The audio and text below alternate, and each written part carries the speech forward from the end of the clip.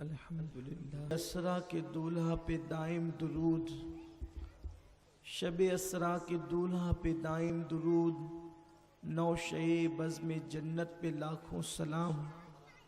کس کو دیکھا یہ موسیٰ سے پوچھے کوئی، آنکھ والوں کی ہمت پہ لاکھوں سلام۔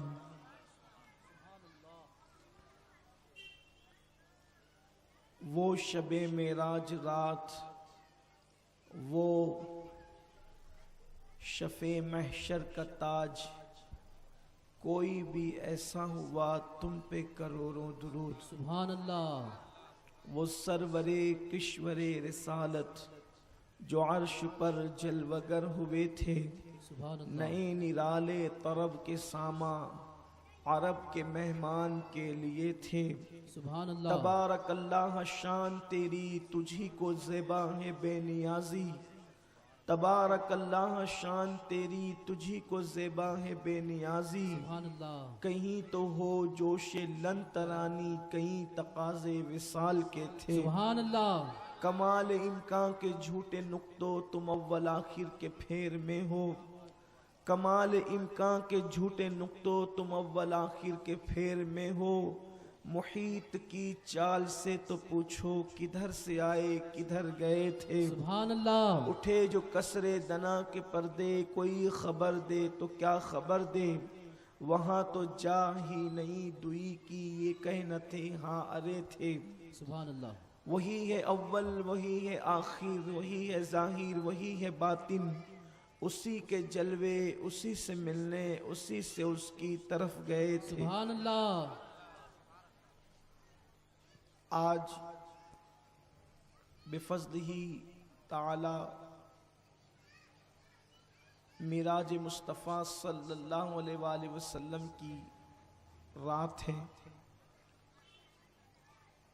اور حضور صلی اللہ علیہ وآلہ وسلم کو اس رات میں اللہ نے جو نعمت اور جو شرف بخشا ہے، نہ حضور علیہ السلام سے پہلے کسی کو عطا کیا، نہ حضور کے بعد کسی کو عطا کیا جا سکتا ہے۔ اس رات میں اللہ نے اپنے حبیب مصطفیٰ کریم رؤوف الرحیم صلی اللہ علیہ وآلہ وسلم کو عرش سے بھی آگے بلایا، عرش سے بھی پرے بلایا، اور وہاں بلا کر اللہ نے اپنا دیدار کرایا۔ سبحان اللہ۔ حدیث مبارکہ ہے، مسند احمد ابن حنبل کی حدیث ہے، اللہ کے رسول صلی اللہ علیہ وآلہ وسلم نے خود فرمایا، انی رأیت ربی، کہ میں نے اپنے رب کو دیکھا۔ ترمذی شریف کی حدیث ہے، عبداللہ ابن عباس رضی اللہ تعالیٰ عنہ سے کسی نے پوچھا کیا حضور نے اپنے رب کو دیکھا؟ تو ابن عباس کہتے ہیں ہاں دیکھا۔ یہاں تک کہ روایتوں میں آتا ہے کہ حضرت عباس سے جب کوئی پوچھتا کہ کیا رسول اللہ نے شب معراج اللہ کا دیدار کیا، تو وہ اتنی شدت سے کہتے کہ ہاں دیدار کیا، ہاں دیدار کیا، ہاں دیدار کیا، ہاں دیدار کیا، ہاں دیدار کیا، یہاں تک کہ ان کی سانس ٹوٹ جاتی۔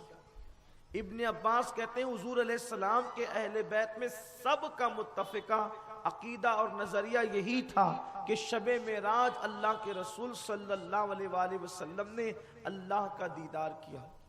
چونکہ اچار سائتہ لگا ہوا ہے تو ہمیں بہت جلدی سے محفل ختم کرنا ہے، تو بہت لمبی گفتگو تو نہیں ہو سکتی۔ میں اللہ کے حبیب صلی اللہ علیہ وسلم کا یہ معجزہ جسے معراج کہتے ہیں، اس ایک معجزے کے اندر سینکڑوں معجزات سمٹے ہوئے ہیں، اس پر کچھ گفتگو کرنے کی سعادت حاصل کروں گا۔ یہ حضور علیہ السلام کی بڑی اعلیٰ شان ہے، اللہ کے حبیب صلی اللہ علیہ وسلم کا بڑا اعلیٰ مقام اور مرتبہ ہے کہ اللہ نے اپنے حبیب کو معراج عطا کی۔ اور معراج بھی کس طرح عطا کی؟ قرآن کہتا ہے سبحان الذی اسری بعبدہ لیلا من المسجد الحرام الی المسجد الاقصی، پاک ہے وہ ذات ہر عیب سے، پاک ہے وہ ذات ہر کمزوری سے، پاک ہے وہ ذات ہر نقص سے، جو لے گئی اپنے بندے خاص کو۔ اسرا، جس نے سیر کرائی اپنے بندے خاص کو۔ سبحان الذی اسرا، اللہ کی ذات پاک ہے جس نے سیر کرائی کس کو؟ بے عبدہ، اپنے بندے خاص کو۔ پوری امت کا اس پر اجماع ہے کہ یہاں بے عبدہ سے مراد حضور صلی اللہ علیہ وآلہ وسلم کی ذات ستودہ صفات ہے۔ اب یہاں تھوڑا سا دیکھیں کہ اللہ تبارک و تعالیٰ نے یہ نہیں فرمایا کہ اللہ نے اپنے محبوب کو سفر کرایا، اللہ نے محبوب کو سفر کرایا۔ بھئی سیر میں بھی تو سفر ہوتا ہے، ہر سیر میں سفر ہوتا ہے، لیکن ہر سفر میں سیر نہیں ہوتی۔ اب آپ کی توجہ میری طرف، حضور علیہ السلام کی شان دیکھیں، اللہ کے رسول صلی اللہ علیہ وآلہ وسلم کا مقام دیکھیں۔ اللہ فرماتا ہے پاک ہے وہ ذات جس نے سیر کرائی اپنے محبوب کو، اپنے بندے خاص کو۔ سفر کرایا نہیں کہا، اس لیے کہ سفر میں، ہر سفر میں سیر نہیں ہوتی۔ جیسے مثال کے طور پہ اس وقت میں خود بہت لمبے سفر سے واپس آیا، 12 دنوں کے بعد تقریباً ہندوستان کی کئی ریاستوں کا سفر کر کے واپس آیا، لیکن تقریر کے لیے گیا تھا، خطاب کے لیے گیا تھا، دعوت و تبلیغ کے لیے گیا تھا، اپنا کام پورا کیا، آ گیا، اسٹیشن سے اسٹیج تک، ایئرپورٹ سے اسٹیج تک، اسٹیج سے اسٹیشن یا ایئرپورٹ تک، اور اپنا کام نپٹا کر کے واپس آ گیا۔ ٹھیک ہے، اگر مجھے ان شہروں کے متعلق کوئی پوچھے کہ آپ نے وہ فلاں پکنک پوائنٹ دیکھا، وہ فلاں بیچ دیکھا، وہ فلاں دریا دیکھا، میں کہوں گا بھائی میں تقریر کرنے گیا تھا، سیر کرنے تھوڑی گیا تھا۔ تو سفر مختلف نیتوں سے ہوتا ہے، کبھی کوئی تجارت کے لیے سفر کرتا ہے، کبھی کوئی میت کے لیے سفر کرتا ہے، کبھی کوئی شادی بیاہ میں شرکت کے لیے سفر کرتا ہے، کبھی کوئی دعوت و تبلیغ کے لیے سفر کرتا ہے۔ لیکن سفر انسان جس مقصد کے لیے کرتا ہے اس میں انسان جب وہ بہت جلدی میں ہوتا ہے، وہ اپنے کام کی طرف، جیسے بہت سارے لوگ مالیگاؤں سے بار بار بمبئی جاتے ہیں، دلی جاتے ہیں سفر تجارت کے لیے۔ ان تاجروں کو سب کو پتا ہے کہ ممبئی میں چوپاٹی بھی موجود ہے، لیکن وہ نہیں جاتے اس لیے کہ ان کا مقصد تجارت ہوتا ہے۔ ان کو تو یہاں سے نکل کے جلدی جلدی مال خرید کر کے واپس پھر آ کر کے یہاں بیچنا ہوتا ہے۔ انہوں نے کب دریا کی سیر کرنا، انہوں نے کب سمندر کی سیر کرنا۔ تو اور دوسری بات یہ ہے کہ انسان سیر اس وقت کرتا ہے جب اس کا موڈ بہت اچھا ہوتا ہے، موڈ فریش ہوتا ہے، تب وہ سیر کرتا ہے۔ آدمی ٹینشن کی حالت میں سیر کرنے نہیں جاتا۔ یہ دوسروں کی سیر میں اور مصطفیٰ جان رحمت کی سیر میں فرق ہے۔ اچھا، کبھی ایسا بھی ہوتا ہے کہ آدمی کسی کام کے کرتے کرتے اتنا اکتا اور تھک جاتا ہے کہ وہ سوچتا ہے چھوڑ یار ابھی سارے گورکھ دھندوں کو، چھوڑ یار ابھی سارے ٹینشن کو، چھوڑ یار ابھی ساری بلاؤں کو، ذرا چل کے کہیں گھوم پھر کے سیر کر کے آتے ہیں، تھوڑا موڈ فریش کرتے ہیں۔ کب تک کے دکان پہ بیٹھا رہوں گا، کب تک کے گھر میں بیٹھا رہوں گا، کب تک کے کام میں مصروف رہوں گا، چلو چل کر کے تھوڑا سا مائنڈ فریش کرتے ہیں، تھوڑا سیر و تفریح کر کے آتے ہیں۔ اب اللہ تبارک و تعالیٰ نے محبوب کو سیر کرائی، بلا تمثیل عرض کر رہا ہوں، ملانے کی بات نہیں ہے۔ تو حضور علیہ الصلوۃ والتسلیم کو بھی تو کوئی اکتاہٹ ہوئی ہوگی، اللہ کے رسول صلی اللہ علیہ وسلم کو بھی تو کوئی بے چینی اور بے قراری ہوئی ہوگی۔ تو ہوا کیا تھا؟ دراصل جس دن سے اللہ کے حبیب صلی اللہ علیہ وآلہ وسلم نے اعلان نبوت فرمایا تھا، اس دن سے لے کر آج تک یعنی معراج تک ہر دن کفار رسول پاک صلی اللہ علیہ وسلم کو تانے دیتے رہتے، حضور علیہ السلام کو کبھی گالیاں دیتے، حضور علیہ السلام کی شان میں بے ادبی کرتے، حضور علیہ السلام کی شان میں توہین کرتے۔ لیکن خاص بات یہ تھی کہ جب بھی مکے کے کافر ناہنجار حضور علیہ السلام کو ستاتے تو حضور کے گھر میں دو ہستیاں ایسی تھی جو ان کافروں کے دیے ہوئے غم کو غلط کر دیا کرتی تھی۔ یعنی اگر کفار مکہ حضور علیہ السلام کی کی بے ادبی کرتے تو اللہ کے رسول جب گھر تشریف لاتے تو یا تو حضور کی مقدس رفیق حیات سیدہ خدیجۃ الکبریٰ سلام اللہ علیہا حضور علیہ السلام کو تسلیاں دے کر ان کفار ناہنجار کے دیے ہوئے صدموں کو غلط کر دیا کرتی تھی.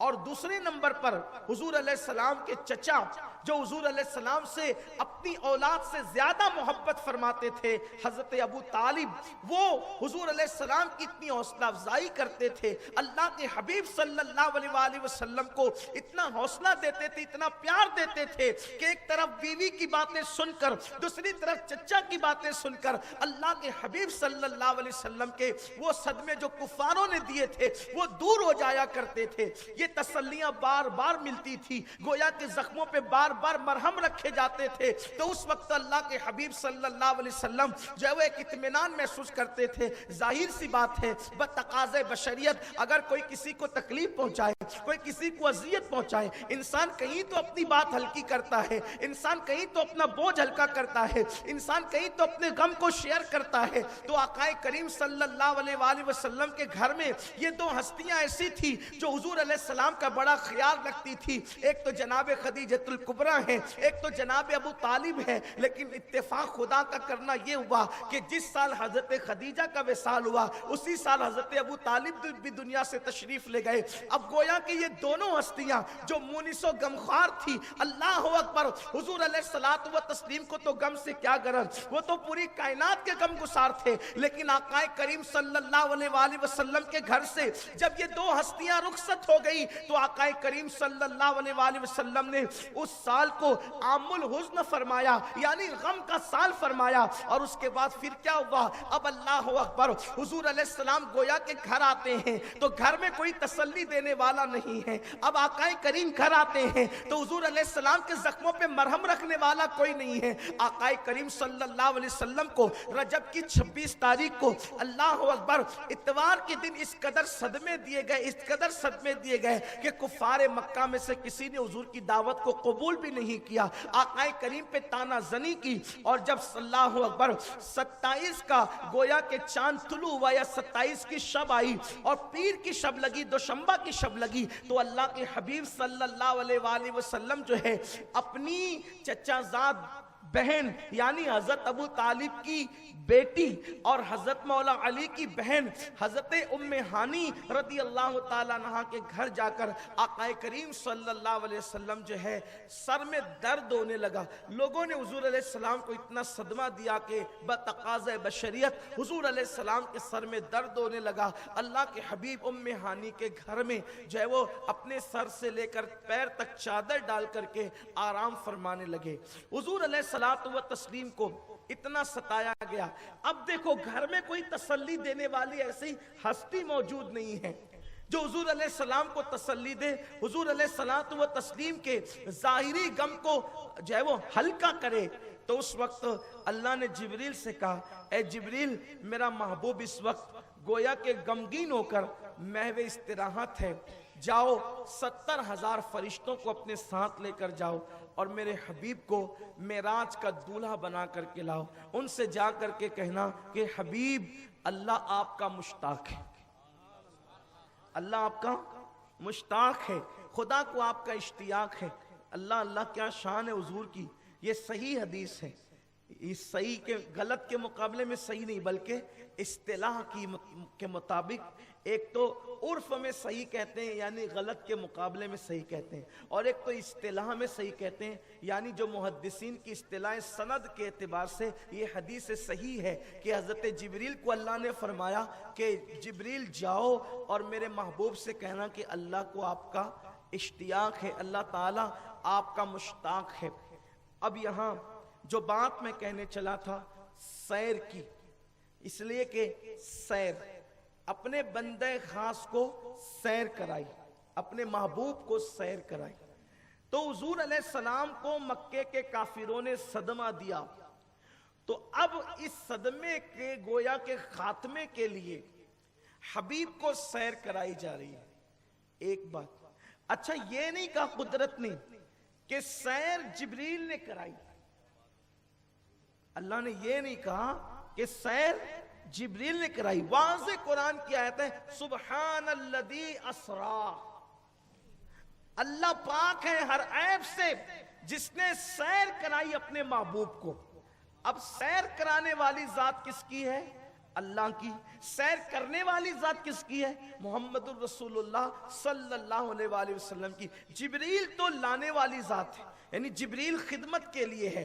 हदीस पाक में आता है, सियाह सित्ता की रिवायत है और भी रिवायतें मौजूद है। इब्ने अब्बास कहते हैं कि जब अल्लाह के रसूल अलैहिस्सलाम को सैर के लिए ले जाया जा रहा था तो उस वक्त तो जिब्रील और मिकाइल हुजूर अलैहिस्सलाम की बुराक के पास खड़े थे। जनाबे मिकाइल जो है बुराक के मुंह के पास खड़े थे और जनाबे जिब्रील रिकाब थामकर मुस्तफा जान रहमत के लिए इंतजार फरमा रहे थे।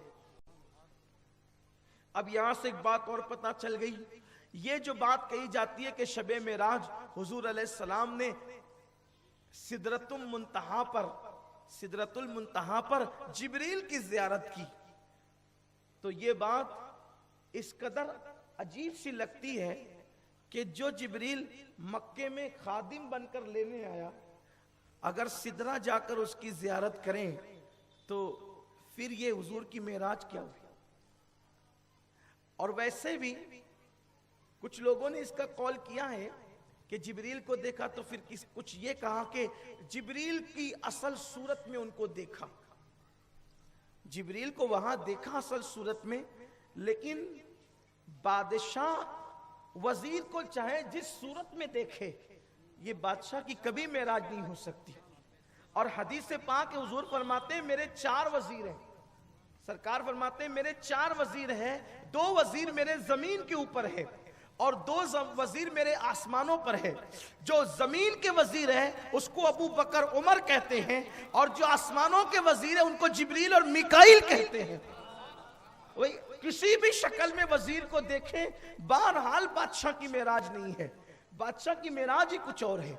लेकिन कभी कभी लोग अल्लाह के हबीब सल्लल्लाहु अलैहि वसल्लम के फजाइल और अजमत को बयान करते हुए इतना दिल छोटा कर लेते हैं कि ऐसा लगता है कि ये हुजूर का उम्मती है कि नहीं है, ये हुजूर की मोहब्बत में बोल रहा है कि हुजूर की नफरत में बोल रहा है। सबके लिए दिल बड़ा करेंगे, हुजूर के लिए दिल छोटा करेंगे। आ जाकर के फिर कभी कभी कुछ तालिब इल्म हजरात या जो हदीस से नावाकफियत रखते हैं या तारीख से नावाकफियत रखते हैं, वो अम्मा जान आयशा सिद्दीका की रिवायत लेकर आते हैं कि देखो आयशा सिद्दीका ने कहा कि जो कहता है कि शबे मेराज हुजूर ने अल्लाह की जियारत की वो झूठा है, वो कज़्ज़ाब है, इसलिए कि मेरे बिस्तर से हुजूर का जिस्म गायब भी नहीं हुआ था।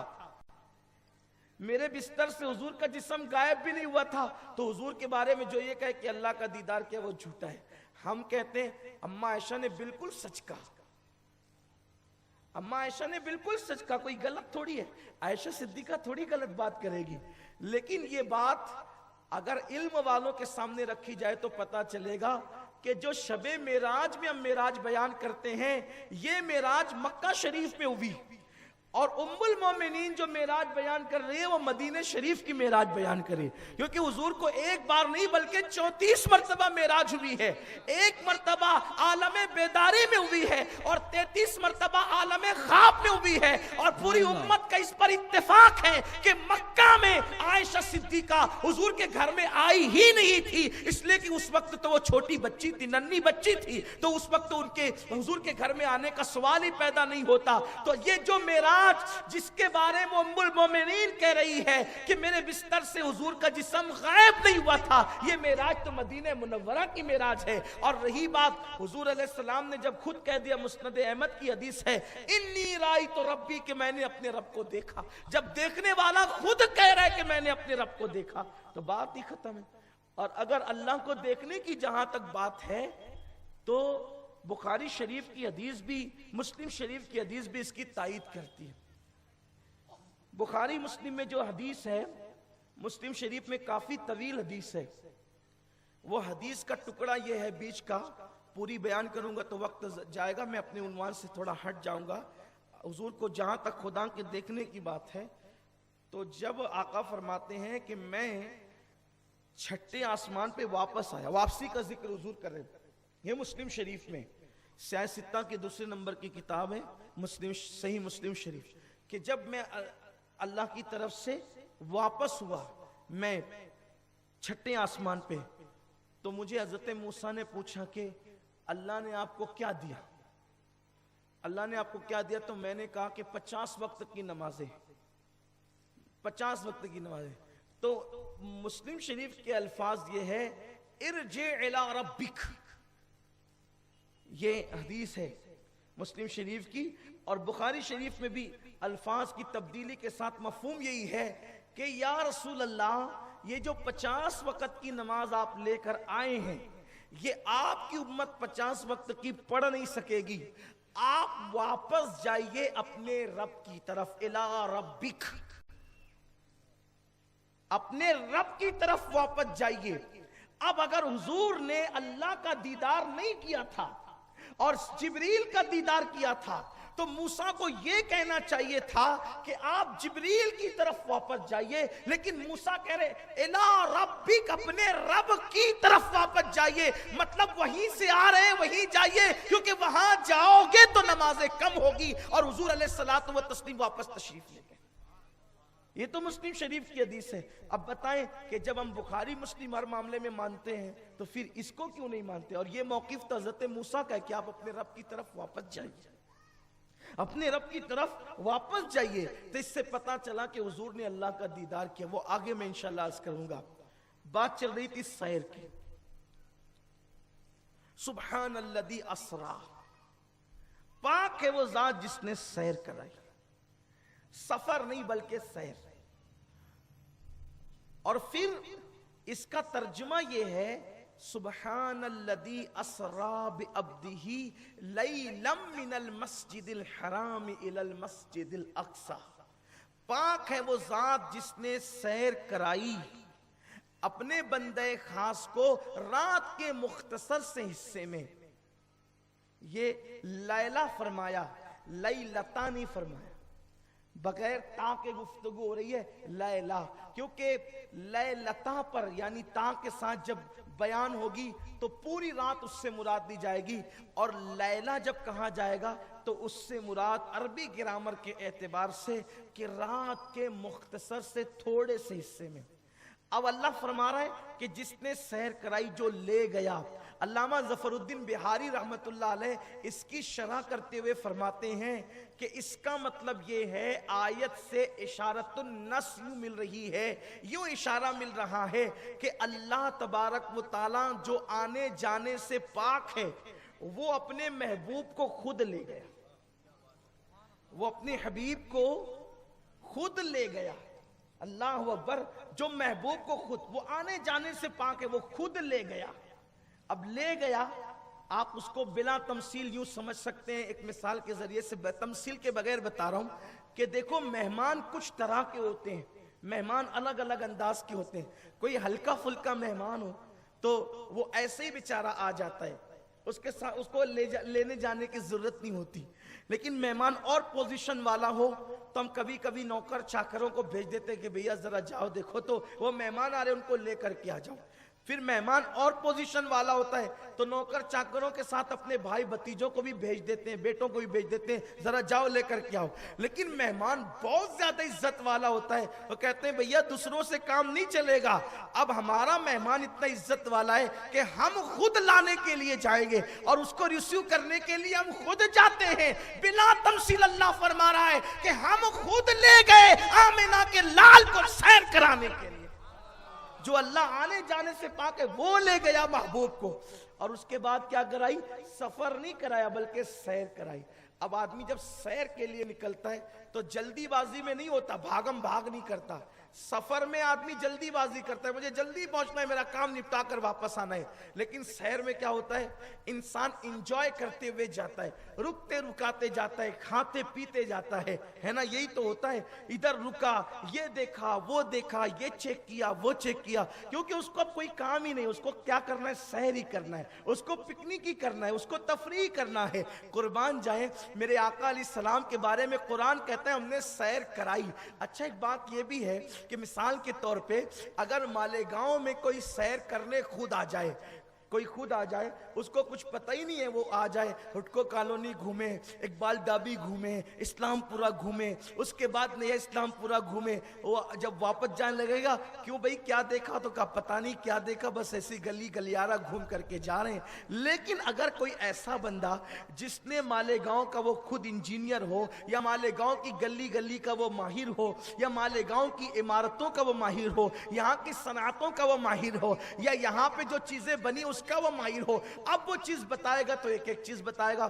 بہت دھیان سے بتائے گا, وہ واضح کرے گا. اب اللہ اکبر, شہر میں رہنے والا جو اس کی معلومات رکھتا ہو وہ اگر کسی کو سیر کرائے تو ایک ایک چیز واضح کر کے بتائے گا. لیکن اگر شہر کا بنانے والا خود اگر سیر کرائے تو پھر وہ کتنے راز بتائے گا. اللہ رب العزت یہ نہیں کہہ رہا ہے کہ سیر جبریل نے کرائی, بلکہ کہتا ہے کہ سیر میں نے کرائی, اور جو سیر کرانے والا ہے وہ گویا کہ کائنات کو بنانے والا بھی ہے. اب جو بنانے والا ہے تو اس نے کتنی ایک ایک چیزیں باریکی سے بتائی ہوگی. حبیب یہ چاند ہے, چاند کو ہم نے اس طرح بنایا, اس طرح سجایا, اس کی خصوصیت یہ ہے. سورج اس طرح بنایا, اس طرح سجایا, اس کی خصوصیت یہ ہے. اور آسمان یہ ہے, تارے یہ ہے, سیارے یہ ہے, فلاں یہ ہے, فلاں یہ ہے, فرشتے یہ ہے. اسی لیے حضور فرماتے ہیں جب حضور معراج پہ جا کر واپس آئے تو سرکار فرماتے ہیں جو کچھ ہو چکا تھا وہ بھی میں نے جانا, اور جو ہونے والا تھا اس کا علم بھی مجھے ہو گیا.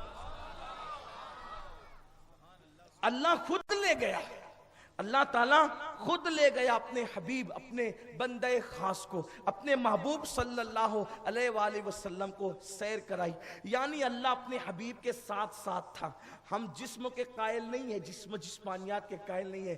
ہم اللہ رب العزت کے بارے میں بڑا عظیم عقیدہ رکھتے ہیں. وہ ہر جسم سے پاک ہے, وہ تصور میں آنے سے پاک ہے, وہ خیالات میں آنے سے پاک ہے. لیکن شان مصطفیٰ تو دیکھیں, خدا خود لے جا رہا ہے محبوب کو ساتھ ساتھ. ہائے ہائے کیا شان مصطفیٰ جان رحمت کی, آمینہ کے لال کی شان کیا ہے. اور جبریل تو لگام پکڑے ہوئے بحیثیت خادم ہے. آپ نے بار بار سنا ہوگا, لیکن آئیے ایمان کی تازگی کے لیے آپ سے عرض کروں کہ جب حضرت جبریل علیہ السلام زمین پر آئے تھے تو جبریل امین نے دیکھا کہ جہاں حضور علیہ السلام ہے وہ سو رہے ہیں. تو جبریل آ کر پھر واپس گئے. اللہ تیرا محبوب تو سو رہا ہے. تو اللہ نے ادب سکھایا کہ جبریل جاؤ اور میرے محبوب کو جگاؤ. کیسے جگاؤ؟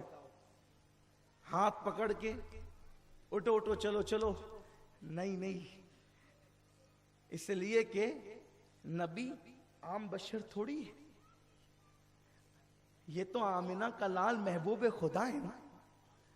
ہاتھ کو دھکے دے کے نہیں, جسم کو حرکت دے کے نہیں, ارے سر پہ ہاتھ لگا کر کے بھی نہیں, بلکہ حکم ہوا جبریل جاؤ اور میرا محبوب جو سو رہا ہے ان کے تلووں سے اپنی پیشانی کو ملو, ان کے تلووں سے اپنے ہونٹوں کو ملو. جبریل علیہ السلام جو فرشتوں کے سردار ہے وہ تلوے مصطفیٰ پہ اپنا چہرہ رکھ کر کے ملتے ہیں, اور حضور اس کی ٹھنڈک کو پا کر آنکھ کھول کر کہتے ہیں جبریل بات کیا ہے. ذرا سوچے تو صحیح, حضور علیہ السلام کی شان تو دیکھیں. آج مجھے بہت افسوس اس وقت ہوتا ہے جب میری قوم کے وہ جوان چھوکرے جو کھڑے کھڑے استنجا کرتے ہیں ادھر ادھر, جب وہ حضور کی عظمت میں بات کرتے ہیں تو ایسا لگتا ہے جیسے اپنے کلاس فیلو کے بارے میں بات کر رہے ہیں. یہ جو بات میں کہہ رہا ہوں ممکن ہے اس پر کوئی ضعیف حدیث کا حکم بھی لگا دیں, لیکن اللہ نے محبوب صلی اللہ علیہ وسلم کی عظمت کیا بتائی کہ جبریل جیسا فرشتوں کا سید و سردار بھی بارگاہ رسالت میں آتا ہے تو حضور کے تلووں پہ پیشانی اور لب رکھ کر حضور کو بیدار کر کے بتا رہا ہے کہ دیکھو یہ سید الانبیاء کا مرتبہ کیا, ان کا مقام کیا, ان کی عظمت کیا, ان کی بزرگی کیا ہے. اور پھر قرآن کہہ رہا ہے کہ وہ اللہ جس کے ساتھ لے جا رہا ہے, وہ اللہ جو آنے جانے سے پاک ہے, وہ اپنے محبوب کو ساتھ لے جا رہا ہے سیر کرانے کے لیے. ذرا غور بھی تو کریں, اندازہ بھی تو کریں اللہ کے حبیب کی عظمت اور بزرگی کا عالم کیا ہوگا. پھر روایتوں میں آتا ہے کہ حضور علیہ السلام کو غسل دیا گیا, حضور نے غسل کیا. بعض محدثین نے لکھا ہے کہ آب زمزم سے غسل کیا, بعض نے لکھا ہے کہ حضور علیہ السلام نے جو ہے وہ کسی اور پانی سے غسل فرمایا. بہرحال پھر حضور علیہ السلام کے سینے کو چاک کیا گیا, سینہ چیرا گیا, دل نکالا گیا, اور پھر اس کو جنت کے پانی سے دھویا گیا, پھر دل رکھ دیا گیا, اور اس کے بعد پھر اس کو برابر کر دیا گیا. حضور علیہ السلام کا سینہ 4 مرتبہ چاک کیا گیا, جس کو شق صدر کہتے ہیں, اور حضور علیہ السلام کے سینے پہ نشان موجود تھا. اس کی بڑی تفصیل ہے, اس کی بہت تفصیل ہے. پہلے کسی زمانے میں جب کہتے تھے کہ حضور کا دل نکالا گیا تو کچھ لوگ سوچتے تھے کہ دل نکالنے کے بعد کوئی زندہ کیسے رہ سکتا ہے. لیکن آج کل کے اس ترقی کے دور میں بائی پاس سرجری کرنے والے, کرانے والے اب مان لیتے ہیں کہ نہیں, دل نکالا گیا ہوگا, کیونکہ جب ان کے دل کی بائی پاس ہو سکتی ہے تو سید الانبیاء صلی اللہ علیہ وسلم کا بھی تو دل نکالا. جیسے جیسے سائنس ترقی کرتی جائے گی, عظمت مصطفیٰ سے پردے اٹھتے چلے جائیں. اس وقت لوگ انکار کرتے تھے کہ کیسے ہو سکتا ہے.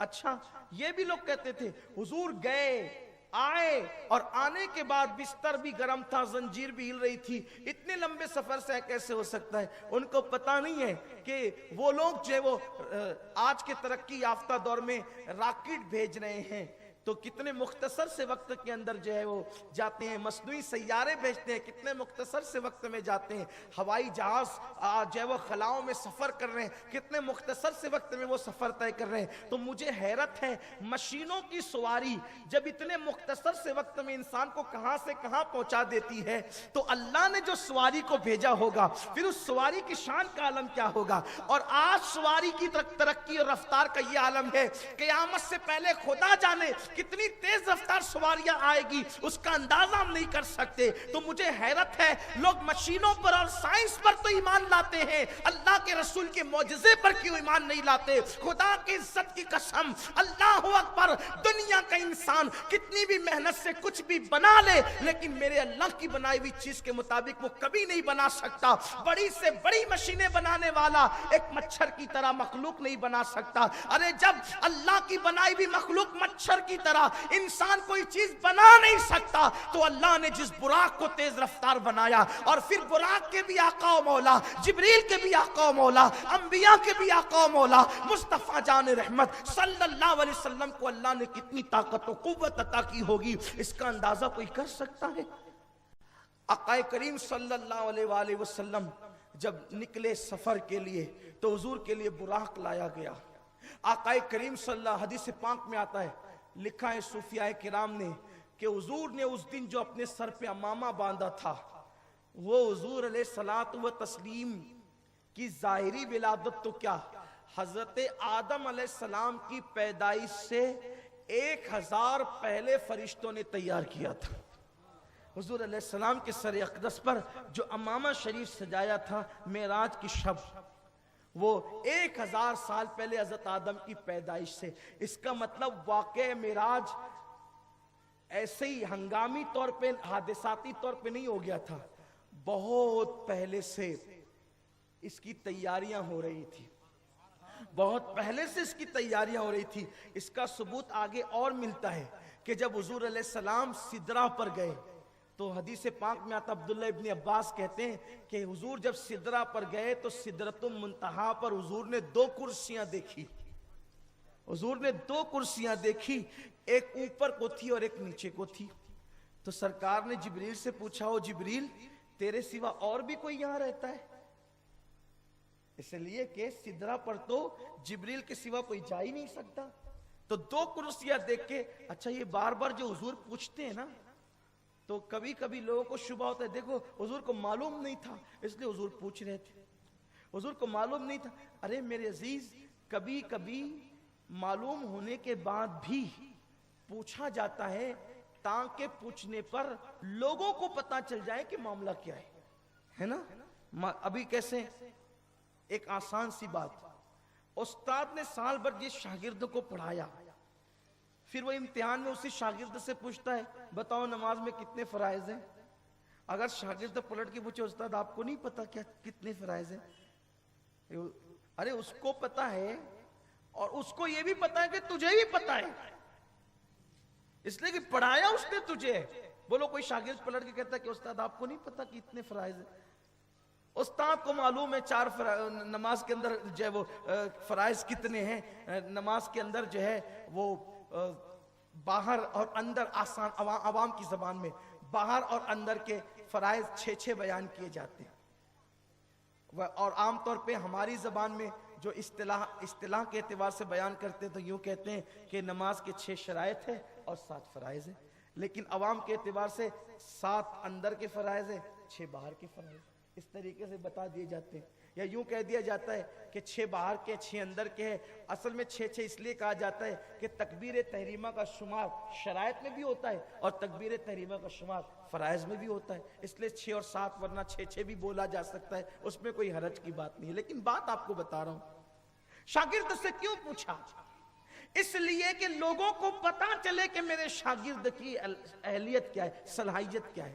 یا کبھی کبھی ایسا بھی ہوتا ہے کہ اس کو بھی پتا ہے، اس کو ہی پتا ہے، لیکن لوگوں کو معلوم کرنے کے لیے کہ اس کا جواب کیا ہوگا تو لوگوں کے سامنے پوچھا جاتا ہے. اگر حضور علیہ السلام جانتے تھے، حضور کو معلوم تھا، اور پھر حضور علیہ السلام بغیر پوچھے آگے نکل جاتے تو بتاؤ کہ ہمیں یہ عنوان ملتا کہ سدرہ پر 2 کرسی کیوں ہے؟ اس کا سوال اس کا کوئی جواب دے سکتا تھا کہ سدرہ پہ 2 کرسی کیوں ہیں؟ سرکار نے پوچھا جبریل تیرے علاوہ بھی یہاں کوئی رہتا ہے؟ کہا نہیں حضور میرے سوا کوئی نہیں رہتا. تو پھر یہاں 2 کرسی کیوں ہے؟ تو جبریل امین نے عرض کیا یا رسول اللہ یہاں 2 کرسی اس لیے ہے کہ قدرت کی مشیت کا فیصلہ یہ تھا کہ ایک دن آپ کو عرش پر بلائیں گے اور عرش پر بلانے سے پہلے آپ کو سدرہ پر مہمان بنائیں گے، اور جس دن آپ کو سدرہ پہ مہمان بنائیں گے تو ایک کرسی پر آپ کو بٹھایا جائے گا، ایک تو میرے لیے ہے جس پر میں رہتا ہوں، اور ایک آپ کے لیے ہے جو آپ کے لیے آج کی خاطر تیار کی گئی ہے کہ شب معراج محبوب خدا کو اس پہ بٹھایا جائے گا. سدرہ پہ جس کی کرسی ہے اسے مصطفیٰ جان رحمت کہتے ہیں صلی اللہ علیہ وآلہ وسلم. تو آقا کریم جب نکلے مکہ المکرمہ سے، سرکار کہتے ہیں کہ وہ جو براق تھا، براق جہاں پر اس کی نظر پڑتی تھی وہاں پہ اس کا پیر پڑتا تھا، وہ اتنا تیز رفتار تھا. اچھا حضور کا یہ بھی معجزہ ہے کہ نہیں ہے؟ اگر آدمی بغیر ہیلمٹ کے بائک تیز چلائے تو ہوا سے اس کا سر چکرانے لگتا ہے. حضور اتنی تیز رفتار براق پہ جا رہے ہیں لیکن حضور علیہ السلام پہ کوئی ہوا کا اثر نہیں ہے نا، نہیں ہے. اس کا فلسفہ کیا ہے؟ یا تو یہ ہو گیا کہ ان کے لیے ہوا کو روک دیا گیا، یا یہ ہوا کہ حضور کی طاقت اتنی ہے کہ ہوا حضور علیہ السلام کو کوئی نقصان نہ پہنچا سکے. دونوں چیزیں ہو سکتی تھی. ارے جس کے شہر میں ہوائیں ادب سے چلتی ہو، اگر اس کی موجودگی میں ہوائیں ادب سے چلے تو تعجب کی کیا بات ہے. تو اللہ کے حبیب صلی اللہ علیہ وسلم فرماتے ہم آگے بڑھے. ایک بوڑھی عورت ہم نے دیکھی، وہ ہمیں متوجہ کر رہی تھی. پھر ایک شخص کو دیکھا، وہ ہمیں متوجہ کر رہا تھا. حضور فرماتے میں کسی کی طرف متوجہ نہیں ہوا. پھر 3 بندے ہم کو نظر آئے، 3 بندے ہم کو نظر آئے اور ان تینوں نے مجھے سلام کیا. السلام علیکہ یا اول، السلام علیکہ یا آخر، السلام علیکہ یا حاشر. اول، آخر اور حاشر. سرکار فرماتے ہیں جبریل نے کہا یا رسول اللہ ان کا جواب دے دیں. تو سرکار نے فرمایا کہ میں نے ان کا جواب دیا. پھر ہم لوگ جب بیت المقدس پہنچے تو جبریل نے کہا اچھا کیا یا رسول اللہ آپ نے اس بڑھیا کی طرف توجہ نہیں کی. وہ بڑھیا جو تھی نا وہ دنیا تھی، یعنی اب دنیا بوڑھی ہو چکی ہے. جو مرنے والا ہوتا ہے پھر وہ بوڑھا ہی ہوتا ہے نا عام طور پہ زیادہ تر، یعنی اس کی عمر کم رہ گئی ہے، ختم ہونے والی ہے دنیا. اب بہت زیادہ دن تک دنیا نہیں رہے گی، دنیا ختم ہونے والی ہے. آپ اس کی طرف متوجہ نہیں ہوئے ورنہ آپ کی ساری امت دنیا دار ہو جاتی، ساری امت. پھر کہا حضور وہ جو متوجہ کر رہا تھا وہ شیطان تھا. اچھا وہ آپ ادھر بھی متوجہ نہیں ہوئے ورنہ آپ کی امت گمراہ ہو جاتی. اور وہ جو 3 لوگ آپ کو نظر آئے ان جنہوں نے آپ کو سلام کیا، ان میں سے ایک ابراہیم تھے، ایک موسیٰ تھے اور ایک عیسیٰ تھے، اور آپ پر وہ سلام پڑھ رہے تھے. السلام علیکہ یا اول، السلام علیکہ یا آخر، السلام علیکہ یا حاشر. اول کہہ کر کیوں سلام پڑھ رہے تھے؟ دیکھو نبی پر اس طرح سلام پڑھا جاتا ہے، نبی پر اس طرح سلام پڑھا، انبیاء سلام پڑھ رہے ہیں. آج امت محمدیہ کا حال یہ ہو گیا ہے کہ اس کو سلام پڑھنے ہی پہ جان پہ آتی ہے. جھنڈے کو سلام کر سکتے ہیں، نبی کو سلام کرنے پہ مناظرے کرتے ہیں. یہ امت کا حال ہو گیا ہے. یہ امت کی کیفیت ہو گئی. جس نبی کا کلمہ پڑھتے ہیں اس نبی کے لیے اتنی بھی گنجائش نہیں ہے کہ انہیں سلام کیا جائے. اسی پہ بحث ہو رہی ہے, اسی پہ جھگڑے. دنیا چاند پہ جا کے واپس آ گئی, ابھی امت اسی میں الجھی ہوئی کہ نبی پہ سلام پڑھنا چاہیے کہ نہیں پڑھنا چاہیے. بولو ہے کہ نہیں یہ ہنسی کی بات؟ دنیا کو ہنسنے کا موقع ہم نہیں دے رہے تو کون دے گا؟ میں تو یہ کہتا ہوں کہ مصطفیٰ جان رحمت صلی اللہ علیہ وآلہ وسلم کی ذات ہی ایک ایسی ذات تھی جس پر پوری امت کو جمع کیا جا سکتا تھا اور امت کے اختلاف کا خاتمہ کیا جا سکتا تھا, فرقہ واریت کا خاتمہ کیا جا سکتا تھا. لیکن کم نصیبی یہ کہ ظالموں نے, اسلام دشمن طاقتوں نے ذات مصطفیٰ کو بھی معاذ اللہ متنازع بنانے کی ناپاک کوشش کی ہے. میرے آقا صلی اللہ علیہ وسلم کے دیوانوں, حضور مرکز ہے ہمارے لیے, حضور محور ہے ہمارے لیے, حضور دین ہے ہمارا, حضور ایمان ہے ہمارا, حضور ہی اسلام ہے, حضور ہی ایمان ہے. حضور علیہ الصلوۃ والتسلیم کی ذات جو ہے کتاب ہے. اقبال کہتے ہیں لوح بھی تو قلم بھی تو تیرا وجود الکتاب. اور دوسرے مقام پہ فرماتے ہیں وہ مصطفیٰ برسا خیش را کے دی ہم اوست اگر بہو نہ رسیدی تمام بولا بیس کہ پورا دین محمد الرسول اللہ کا نام ہے. جو ان سے قریب آ گیا وہی دیندار ہے, جو ان سے دور ہو گیا ابو لہب میں اور اس میں کوئی فرق نہیں ہے. لیکن دل کتنے چھوٹے ہو گئے. یہاں انبیاء سلام کر رہے ہیں, کیسے؟ السلام علیکہ یا اول, اے سب سے پہلے آپ پر سلام. اس سے پتہ چلا کہ خدا کی مخلوق میں سب سے پہلی ذات مصطفیٰ جان رحمت کی ہے. جیسا کہ مصنف ابن عبد الرزاق کی روایت ہے, حضور فرماتے ہیں اے جابر, اللہ نے سب سے پہلے تیرے نبی کے نور کو پیدا فرمایا. اللہ نے سب سے پہلے تیرے نبی کے نور کو پیدا فرمایا. یہ مصنف ابن عبد الرزاق کس کی ہے پتہ ہے؟ یہ مصنف ابن عبد الرزاق جو ہیں یہ صاحب مصنف امام بخاری رحمت اللہ علیہ کے دادا استاد ہیں, اور یہ بخاری شریف سے بھی پہلے لکھی گئی کتاب ہے جس کو مصنف ابن عبد الرزاق کہتے ہیں. بخاری سے بھی پہلے لکھی گئی کتاب ہے. لیکن برا ہو تعصب کا کہ انسان یہود کے راستے پہ چل پڑا کہ جو اپنے نفس پر آسان لگتا ہے, اپنی فکر سے جو چیز ہم آہنگ نظر آتی ہے کہیں بھی لکھا انسان مان لیتا ہے, اور جو اس کی فکر سے ٹکراتی ہے یہ نہیں دیکھتا کہ نقصان ہوگا کہ فائدہ ہوگا, وہ اس کا رد کر دیتا ہے. اللہ اکبر. امام بخاری جس سے حدیث لیتے ہیں وہ صاحب مصنف ہے. انہوں نے لکھا ہے حدیث پاک حضرت جابر کے حوالے سے کہ جابر نے پوچھا یا رسول اللہ سب سے پہلے اللہ نے کیا پیدا کیا؟ تو سرکار نے فرمایا اے جابر سب سے پہلے اللہ نے تیرے نبی کے نور کو پیدا کیا. اللہ کے نور سے حضور پیدا ہوئے اور حضور کے نور سے پوری کائنات پیدا ہوئی. یہاں پر تھوڑی سی وضاحت کرنا چاہتا ہوں. الیاذ باللہ استغفر اللہ. ہم اہل سنت کا عقیدہ قطعاً یہ نہیں ہے کہ اللہ کے نور سے پھر کوئی نور الگ ہو گیا اور جدا ہو گیا اور اس سے حضور کا نور بن گیا, ایسا نہیں ہے. ارے جب دنیا کا نور جسے چراغ کہتے ہیں, اگر اس چراغ سے دوسرا چراغ جلے تو بولو کہ پہلے چراغ میں کوئی کمی ہوتی ہے؟ اس سے تیسرا جلے یا اس سے 1000 چراغ جلے, بولو کوئی اس کی روشنی میں کمی ہوتی ہے؟ جب مخلوق نور کا یہ حال ہے تو اللہ کے نور کی شان کا حال کیا ہوگا؟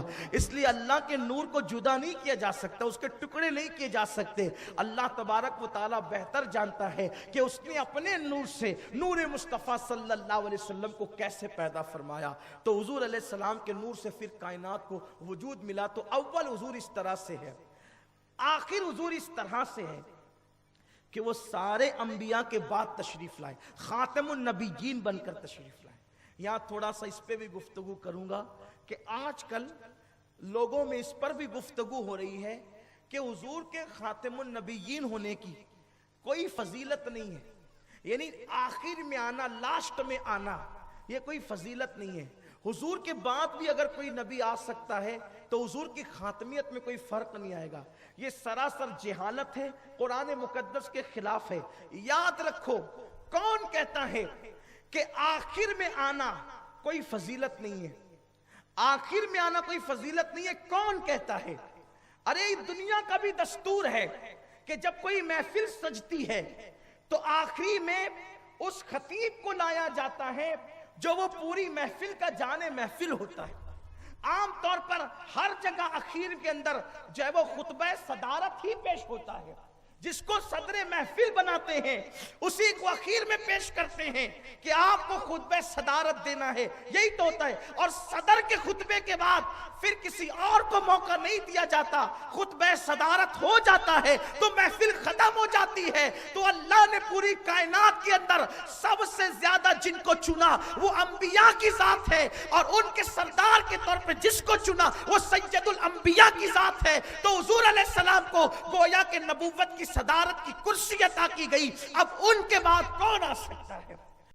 ان کے بعد کون آ سکتا ہے؟ اللہ اکبر۔ اور بات یہ بھی ہے کہ اگر یہ کہا جاتا ہے کہ خاتم النبیین ہونا کوئی کمال کی بات ہے، کمال اس لیے ہے خاتم النبیین ہونے کا کہ ایک نبی جب آتا ہے تو پہلے نبی کی ردائے نبوت سمیٹ دی جاتی ہے۔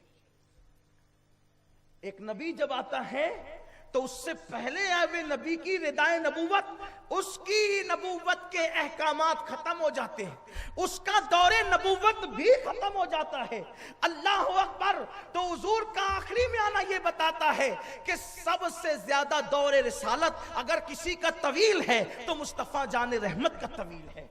اب معاذ اللہ استغفر اللہ، اگر کوئی یہ کہتا ہے کہ ان کے بعد بھی کوئی نبی آ گیا یا آ جائے گا یا آ سکتا ہے بحیثیت نبی، تو معاذ اللہ اس کا مطلب یہ ہوا کہ حضور کا دور نبوت ختم ہو گیا اور اس کے بعد جو آ رہا ہے اس کا دور ہے لا الہ الا اللہ۔ یہ مانا ہی نہیں جا سکتا حضور کا دور۔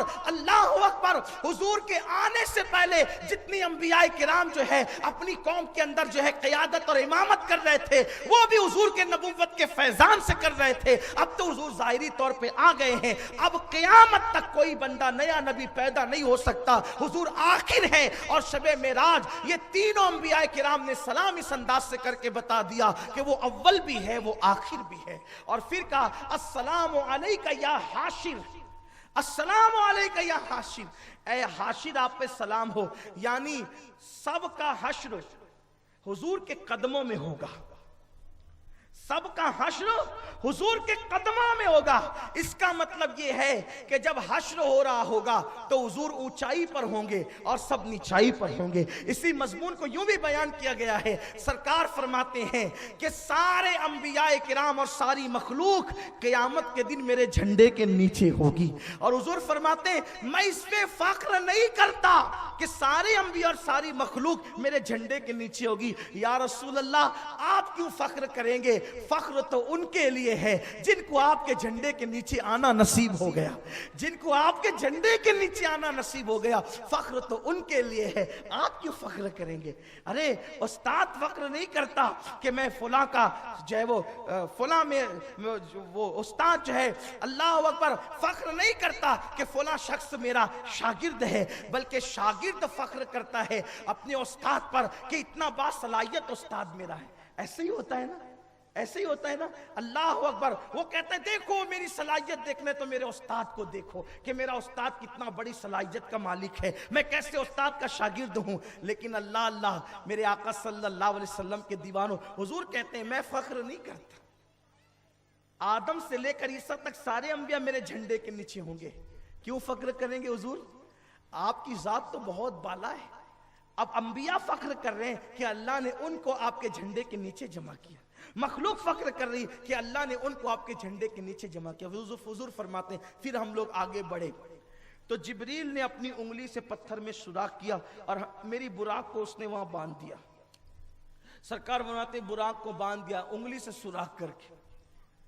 بھئی براق کو یوں بھی چھوڑ دیا جاتا تو اس نے جانا کہاں تھا؟ وہ تو جنت سے آیا تھا، وہ تو جنت سے ہے تو اس نے جانا کہاں تھا؟ لیکن جبریل پتھر میں انگلی سے سوراخ کر کے بتا رہے ہیں کہ جبریل کی طاقت کا یہ عالم ہے کہ وہ انگلی سے ڈالے پتھر میں تو سوراخ ہو جاتا ہے۔ جب جبریل کی طاقت کا یہ عالم ہے تو مخدوم جبریل مصطفیٰ جان رحمت کی طاقت کا عالم کیا ہوگا؟ یہ ساری خدمت تو جبریل ہی کر رہے ہیں۔ پھر حضور فرماتے ہیں ہم اندر گئے، اذان پڑی گئی۔ اذان دینے والا کون تھا؟ ہائے ہائے، بس اسی پہ بات مکمل کرتا۔ دیکھو مسجد میں امام کی عظمت کا پتہ مؤذن سے بھی چلتا ہے۔ اگر کسی مسجد کا مؤذن بہت بڑا علامہ ہو، اذان دینے والا، چونکہ یار اس مسجد کا مؤذن اتنا علم والا ہے تو اس کے امام کے علم کی شان کا عالم کیا ہو ہے؟ یہی تو ہے نا. عام طور پہ ہمارے ہاں تو مؤذن بہت ہلکی پھلکی تعلیم والے ہوتے ہیں بیچارے, وہ تو صحیح طور پہ کبھی کبھی اذان بھی نہیں پڑھ پاتے, لیکن پتہ چلتا ہے نا کہ مؤذن بہت علم والا ہو. تو حضور فرماتے ہیں وہاں اذان پڑھنے والی ذات جبریل امین کی تھی. مسجد اقصی میں جبریل نے اذان پڑھی. حضور فرماتے ہیں ہم انتظار کرنے لگے. اب دیکھو حضور کی عاجزی, حضور کا تواضع. سرکار کہتے ہیں ہم انتظار کرنے لگے کہ نماز کون پڑھائے گا. سارے انبیاء وہاں موجود تھے. سرکار فرماتے ہیں جبریل آئے, انہوں نے میرا ہاتھ پکڑا اور ہاتھ پکڑ کے مجھے مصلی پہ کھڑا کیا. حضور جہاں آپ موجود ہو آپ کے سوا امامت کون کر سکے. سارے انبیاء کرام اپنے نبی کے پیچھے کھڑے ہوئے. امام اہل سنت کہتے ہیں نماز اقصی میں تھا یہی سر, آیا ہوں مانی یہ اول آخر, ہے دست بستہ وہ پیچھے حاضر جو سلطنت آگے کر گئے تھے. حضور امامت کے مصلی پہ کھڑے ہوئے, حضور نے نماز پڑھائی. نماز پڑھانے کے بعد وہاں محفل جمی اور ہر نبی نے اپنے اپنے اعتبار سے خطبہ دیا. اب سب کے خطبات تو نہیں پڑھ سکتے, آئیے چند انبیاء کے خطبات پڑھ کے آپ کو سناتے ہیں اس کا مفہوم. سب سے پہلے حضرت ابراہیم خلیل اللہ کھڑے ہوئے. انہوں نے کہا اللہ کا شکر ادا کرتا ہوں جس نے مجھے مقام خلت عطا فرمایا, جس نے مجھے مقام خلت عطا فرمایا, اپنا خلیل اور گہرا دوست بنایا, انبیاء کو میری نسل میں پیدا کیا. پھر حضرت موسیٰ کھڑے ہوئے, انہوں نے عرض کیا اللہ کا شکر ادا کرتا ہوں جس نے مجھے کلیم بنایا اور میرے لیے دریا میں رستے پیدا کیے اور میری وجہ سے فرعون کو دریا میں غرق کر دیا. پھر حضرت عیسیٰ کھڑے ہوئے, حضرت عیسیٰ نے کہا اللہ کا شکر ادا کرتا ہوں جس نے بن باپ کے کنواری مریم سے مجھے پیدا کیا, میرے ہاتھ پر مردوں کو زندہ کیا, میرے ہاتھ سے لوگوں کو شفا دیا. اللہ تبارک و تعالیٰ نے مجھے روح اللہ کلمت اللہ بنایا. پھر اس کے بعد حضور کی باری آئی, آمینہ کے لال کی, عبداللہ کے لخت جگر کی, ہم سب کے آقا و مولا کی. مصطفیٰ جان رحمت جب کھڑے ہوئے تو سرکار نے فرمایا اللہ کا شکر ادا کرتا ہوں جس نے مجھے خاتم النبیین بنایا, جس نے, حضور کہتے ہیں مجھے خاتم النبیین بنایا, اور کسی کو خلیل بنایا, کسی کو کلیم بنایا, کسی کو روح اللہ بنایا اور مجھے حبیب اللہ بنایا. مقام محبوبیت مجھے عطا فرمائی. پھر کہا مجھ پہ قرآن نازل کیا. ہائے ہائے خطبے کا انداز دیکھیں, مجھ پہ قرآن نازل کیا, میری امت کو سب سے آخر میں پیدا کیا اور سب سے پہلے جنت میں میری امت جائے گی. میری امت کو سب سے اخیر میں پیدا کیا اور سب سے پہلے جنت میں میری امت جائے گی. حضور علیہ الصلوۃ والتسلیم نے یہ خطبہ ارشاد فرمایا. پھر فرمایا کہ اللہ نے مجھے حوض کوثر عطا فرمایا, اللہ نے مجھے مقام شفاعت عطا کیا. حضور علیہ السلام یہ خطبہ دے رہے تھے کہ حضرت ابراہیم خلیل اللہ خطبے کے خاتمے پہ کھڑے ہوئے اور حضور کا ہاتھ تھام کے کہنے لگے اے گروہ انبیاء, سمجھ لیا آپ نے کہ اللہ تبارک و تعالی نے کس بنیاد پہ محمد الرسول اللہ کو فضیلت عطا کی ہے. حضور علیہ السلام کی فضیلت حضور کو کیوں عطا کی ہے آپ جان گئے, حالانکہ سب جانتے تھے, سب کو پتا تھا, لیکن اظہار فضیلت اور اظہار عظمت یہاں مقصود ہے. پھر حضور علیہ السلام فرماتے ہیں کہ انبیاء کرام سے ملاقات کے بعد پھر ہم آسمانوں کی طرف روانہ ہوئے. حضور کہتے ہیں میں نے اتنی خوبصورت سیڑھی کبھی نہیں دیکھی تھی, جو سیڑھی جو ہے وہ زمین سے رکھی گئی اور اس کا ایک سرا آسمانوں سے لگا ہوا تھا. سرکار فرماتے ہیں کہ جب ہم پہلے آسمان پہ گئے تو وہاں جانے سے پہلے جبریل نے دستک دی اور کہا کہ دروازہ کھولو. تو آواز آئی کہ کون ہے آپ؟ تو کہا کہ میں جبریل ہوں. مگر دروازہ نہیں کھلا. پھر کہا آپ کے ساتھ بھی کوئی ہے؟ کہا ہاں میرے ساتھ محمد عربی صلی اللہ علیہ وسلم ہے. تو کہا کہ وہ بلائے گئے؟ کہا ہاں بلائے گئے. تب دروازہ کھلا. اب ایک بات یہ ہے کہ وہاں جو پہرا دے رہا تھا دروازے پر وہ تو تھا فرشتہ, فرشتہ ہی تھا نا, کوئی اور تو نہیں تھا. اور فرشتے کے سردار ہیں جبریل. جبریل اپنا نام بولے تو بولیے دروازہ کھلنا چاہیے کہ نہیں بھئی, وہ تو خادم ہے نا وہ. جی میں بات مکمل کر لوں, جزاک اللہ. ٹائم ہو گیا ہے. اچھا اصل میں الیکشن کے ایام اچار سہتا اور ہمیں پرمیشن ملا, ہم مشکور ہیں پرمیشن دینے والے انتظامیہ کی کہ انہوں نے ایسے حالات میں بھی ہمیں پرمیشن دیا. اللہ تعالیٰ جائے وہ اپنے حبیب کے صدقہ و طفیل ہر حقدار کو اپنے حبیب صلی اللہ علیہ وسلم کے مطابق جو جس چیز کا حقدار ہے اس کو وہ اس طرح کی جزا عطا فرمائے۔ تو بات ختم کر رہا ہوں آخری میں، ابھی انشاءاللہ 11 بجے سے پھر مرکز پہ محفل ناز شریف، چونکہ آج شب معراج ہے اور اس رات کی بڑی برکت ہے کہ شب قدر میں جبریل آتے ہیں فرشتوں کے ساتھ، اور شب معراج میں جبریل بھی آئے تھے اور حضور بھی گئے تھے۔ یہ بڑی رات ہے، اس رات دعا کی بڑی مقبولیت ہے۔ حضور بھی گئے نا اس رات، اور ہماری مغفرت اور شفاعت کا سودا تو اسی رات ہوا، ہماری مغفرت اور شفاعت کا سودا تو اسی رات ہوا۔ اللہ کے دیدار کی یہ رات ہے، حضور نے اللہ کا دیدار کیا۔ حضور علیہ السلام کو اس رات جو نعمت ملی ہے وہ نعمت حضور کو کسی رات نہیں ملی، اور اب کسی کو کوئی یہ نعمت نصیب نہیں ہو سکتی۔ یہ سب سے بڑی نعمت کی رات ہے، اور مجھے افسوس اس بات پر ہے کہ یہ رات ہمارے شہر مالیگاؤں میں ایسی روا روی میں گزر جاتی ہے۔ لوگ شب برات پر بھی عبادت کا اہتمام کرتے ہیں، کچھ حد تک شب قدر میں بھی کرتے ہیں، شب معراج میں لوگ بالکل کچھ نہیں کرتے۔ حالانکہ روزوں کا اہتمام ہونا چاہیے، نمازوں کا اہتمام ہونا چاہیے۔ بھائی جو نماز آپ شب قدر اور شب برات میں پڑھتے ہو وہ نماز ملی ہے شب معراج کے اندر۔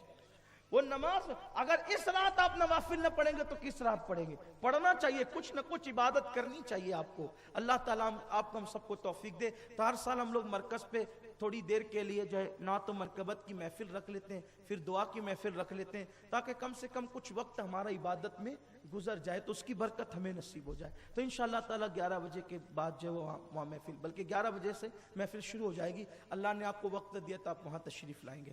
میں بات سمیٹ لوں اپنی۔ تو جبریل نے دستک دی کہ دروازے پہ، تو کہا کہ کون؟ تو کہا جبریل۔ دروازہ کھلا نہیں، حالانکہ وہاں جو فرشتہ موجود ہے وہ جبریل علیہ السلام کا خادم ہے نا، جبریل اس کے سردار ہیں۔ سردار کی دستک پر بھی دروازہ نہیں کھلا جب تک نام محمد اس فرشتے نے نہیں سنا۔ کیوں؟ اس لیے کہ جبریل تو بار بار آتے جاتے ہیں، اور آسمان میں کروڑوں دروازے موجود ہیں، لیکن ایک دروازہ ایسا ہے کہ اس دروازے سے جبریل کو بھی جانے کی اجازت نہیں ہے۔ وہ دروازہ صرف شب معراج کے لیے اللہ نے اپنے محبوب کے لیے بنایا تھا، کہ جب تک محبوب نہیں آئے گا اس دروازے سے کوئی داخل نہیں ہو سکتا۔ وہ خالص دروازہ محبوب کے لیے بنایا گیا تھا، اس لیے آسمان کا وہ دروازہ جبریل کی دستک کے بعد بھی اس وقت تک، دستک جبریل کے بعد بھی نہیں کھلا جب تک نام محمد نہ لے لیا گیا کہ یہ دروازہ تو حبیب کے لیے خاص بنایا گیا ہے۔ اس کا مطلب یہ ہے کہ حادثاتی طور پہ معراج نہیں ہو گئی، بلکہ جب آسمان بن رہے تھے تب بھی معراج کا انتظام ہو رہا تھا کہ حبیب کو بلائیں گے تو اس دروازے سے بلائیں گے۔ اور آگے کی داستان بڑی طویل ہے، میں کافی نکات لے کر کے آیا تھا آپ کے سامنے کہ انشاءاللہ تعالیٰ کچھ باتیں ہوگی، لیکن بہرحال اللہ تعالیٰ سے دعا کرتا ہوں کہ اللہ کل ملا کر کے بس مقصد یہ ہے، یہ ساری باتیں اس لیے بیان کی جاتی ہے کہ حضور کی عظمت، حضور کی عزت ہمارے دلوں کے اندر پیدا ہو، اور ہم حضور کو ایسا ہی مانیں جیسے اللہ نے ان کو شان اور مرتبے عطا فرمائے ہیں۔ حضور کو عام انسان ماننا یا حضور علیہ السلام کو ہلکے پھلکے انداز سے حضور کا ذکر کرنا یہ کسی امتی کی شان نہیں ہے۔ جب بھی حضور کا ذکر کرو تو اس شان سے کرو جیسا کہ اللہ تعالیٰ نے ان کو عظمت اور شان عطا کی ہے، اور حضور کے قدموں سے وابستہ رہو۔ کل بھی اس امت کو ترقی اور عروج ملا تھا حضور کے قدموں کے صدقے میں، اور آج بھی اس امت کو عروج اور ترقی ملے گی حضور کے قدموں کے صدقے میں۔ اس لیے حضور سے اپنی نسبتوں کو مضبوط کریں۔ اللہ تعالیٰ مجھے آپ سب کو توفیق دے۔ گفتگو کے درمیان اگر کوئی غلطی ہو تو اللہ تعالیٰ معاف کر دے۔ استغفر اللہ ربی من کل ذنب و اتوب الیہ۔